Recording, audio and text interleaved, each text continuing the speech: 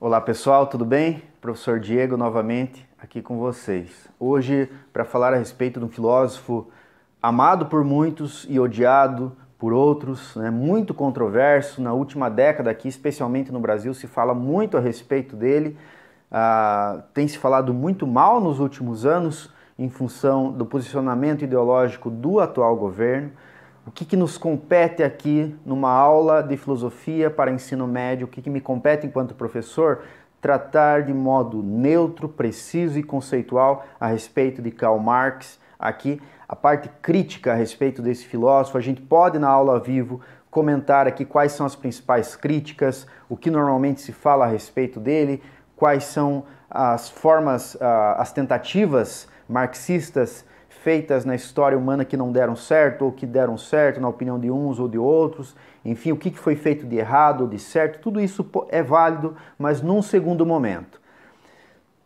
Prioritariamente nós precisamos compreendê-lo, ok? Para depois criticar, concordar ou discordar, ok? A mim, enquanto professor, me compete estritamente fazer isso. E é o que eu convido vocês a fazerem, acompanhando lá no livro de vocês. A gente estava vendo até a semana passada o utilitarismo, a gente está no século XIX, um século importantíssimo, especialmente porque essas ideias ainda estão entre nós. É evidente, a influência de Marx na política atual ainda é enorme, para o sim ou para o não, para a concordância ou para a discordância, a influência dele é enorme justamente porque suas propostas são de uma robustez muito grande, ok? De novo, a parte crítica, embora seja importante, ela é secundária a esse momento inicial, ok? Sendo assim, pessoal, a primeira informação que nós temos a respeito de Marx é que ele, num primeiro momento, ele foi hegeliano, ou seja, ele foi um estudante e dos bons do Hegel. Ele estudou muito a filosofia do Hegel, concordou com Hegel em muitos pontos e discordou de outros, o que fez com que ele se descolasse de Hegel num momento fundamental, e conseguisse seguidores na sua época já. Karl Marx, já em vida, ele gozou de algum prestígio justamente porque ele fixou o seu posicionamento, se distanciando da sua influência inicial, a de Hegel. Se vocês lembrarem bem, Hegel, na aula que eu dei lá para vocês há cerca de um mês, mais ou menos, ele conta aquela história, né, aquela parábola do senhor e do escravo, em que ele faz então uma análise do desenvolvimento da consciência e ao mesmo tempo o desenvolvimento da história, dizendo a consciência humana sempre se desenvolve com um jogo dialético de imposição de um sobre o outro. Sendo assim, no mundo do trabalho, você sempre terá um que submeterá o outro, um senhor submetendo o escravo. Karl Marx olha para isso e diz, tá, esse é o diagnóstico, mas isso não precisa ser assim. E a ordem da influência dessa dialética, que não é exatamente esta que Hegel detectou. Para explicar a palavra que dá título a essa sessão no livro de vocês, dizendo lá do materialismo histórico do Karl Marx. Por que materialismo? Porque de fato ele era um sujeito materialista. Ele entendia que o princípio de todas as coisas é a matéria. Não é nenhum ser abstrato, metafísico, ao qual os vários povos chamam de Deus. Karl Marx tem uma visão materialista. Aliás, esse século XIX, extremamente materialista. Já comentei isso quando falei a respeito do positivismo.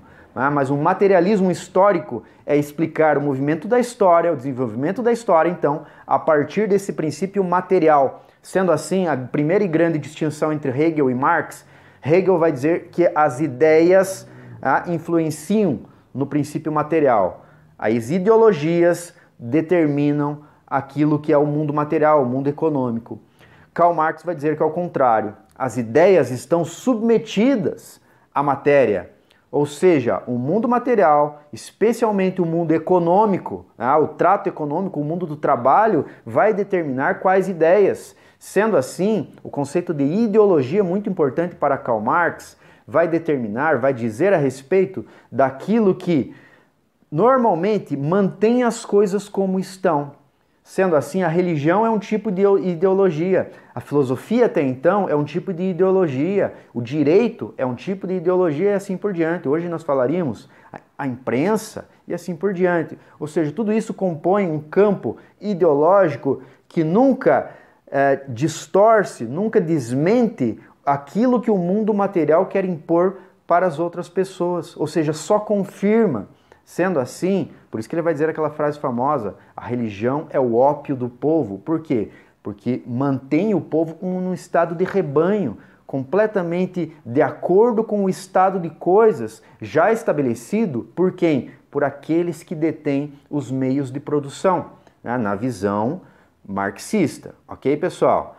Eu estou descrevendo aqui o modo como Marx entende tudo isso. Sendo assim, ele diz, é necessário que o trabalhador, o sujeito então, naquela pirâmide, né, que todo professor de história, sociologia e filosofia em algum momento coloca lá no quadro, naquela pirâmide em que a parte mais vasta, composta então pelo maior número de pessoas, essas pessoas que são os proletários na leitura do Karl Marx, quanto mais essas pessoas tiverem consciência da sua própria praxis, ou seja, da sua própria prática, da importância dessas pessoas para essa dialética maior que é a dialética materialista, esse materialismo dialético, que é um conceito também do Karl Marx, com influência do Hegel, mas já na sua releitura, quanto mais consciência esse trabalhador tiver, mais ele vai saber dos seus direitos e do modo como ele é importante dentro dessa pirâmide aqui. O que é a revolução do proletariado? É justamente um estado de coisas em que essa pirâmide foi achatada e agora há um comum aqui entre todo mundo. A revolução do proletariado, então, deve ser a última das revoluções justamente porque vai permitir esse estado de coisas completamente comum, o comunismo. Ok?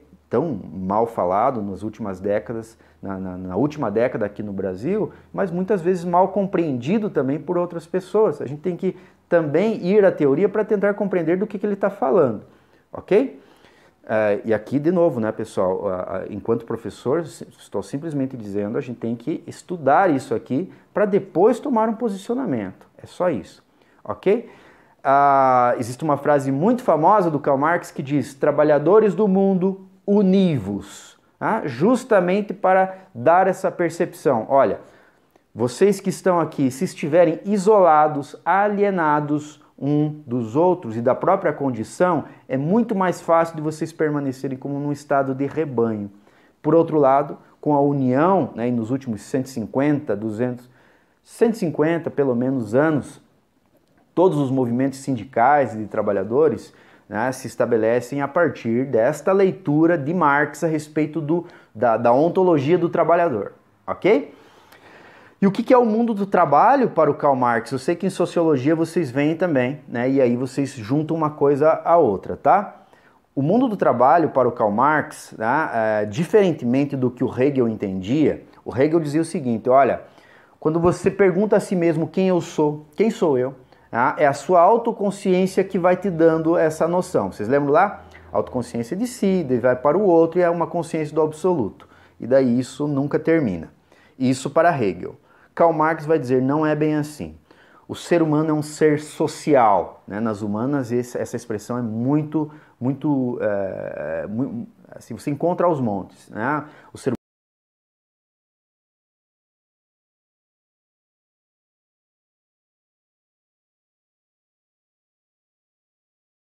composição desse ser social, por um lado você tem a infraestrutura, que são os elementos econômicos, quem detém os meios de produção, e por outro lado você tem a superestrutura, aquilo que está mais na superfície, né? E por isso mesmo nos atinge de modo mais imediato, que são as ideologias. Ou seja, quando a sua consciência desperta para o mundo enquanto ser social, você é afetado por esses aspectos sociológicos, que por um lado são econômicos, por outro lado, ideológicos. Então, quando você se pergunta quem sou eu, a resposta para preencher, mesmo que por mais íntima que seja, essa consciência, eu sou fulano ou fulana, essa resposta já é completamente permeada e determinada por aspectos que, por um lado, são econômicos, por outro lado, ideológicos, sendo que estes aqui, os ideológicos, são determinados por estes aqui. E essa é a interpretação marxista da história humana. Ele vai dizer: a história da humanidade é a história da luta de classes. Olha que diferença com relação ao Hegel. O Hegel vai dizer: a história da humanidade é a história do desenvolvimento da consciência em direção à consciência absoluta. Ele vai dizer: a história da humanidade é a história da luta de classes.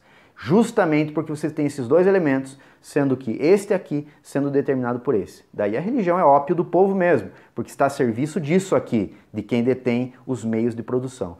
Por essa razão, ele imagina sempre um Estado democrático que seja suficientemente, isso pelo menos, né, em teoria, que seja suficientemente aberto à educação dos seus indivíduos para que progressivamente esse sujeito que trabalhe vá saindo da alienação, daquilo que ele chama de reificação. O que é reificação? É você se tornar uma coisa dentro de uma engrenagem maior. Lembra-se lá daquele vídeo, né, daquele filme do Charles Chaplin lá, né, em que ele está lá, ele é simplesmente o sujeito que aperta uma porca ali, né, e essa é a função dele, completamente alienado, ele nem sabe o que é o produto daquilo que ele está produzindo. Ele, na verdade, é uma mercadoria dentro daquela engrenagem maior. E ele mesmo não é um ser humano pleno, ele é simplesmente uma coisa reificada nesse sentido.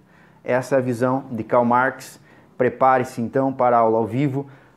Se vocês tiverem as críticas de vocês, elas são bem-vindas para que nós compreendamos agora nesse momento, depois que nós entendemos já o básico do básico da teoria marxista. Tudo bem, pessoal? Forte abraço e até logo.